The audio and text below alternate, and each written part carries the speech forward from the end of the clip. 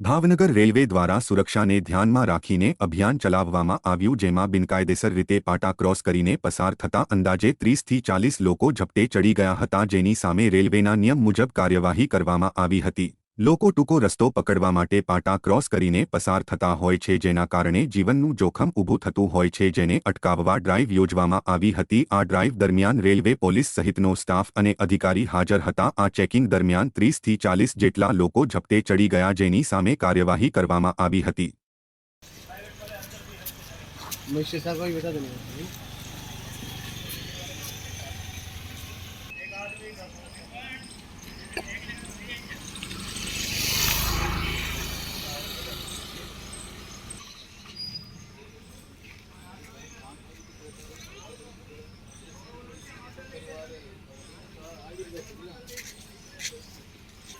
पाता हो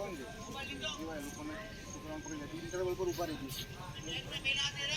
कोच के सामने खड़े हो जाने का, उनको लगे भी नहीं, चढ़ने देने का आराम से प्लेटफॉर्म पर डिस्टेंस पर ऊपर खबर ना पड़े, खड़े कोच के सामने।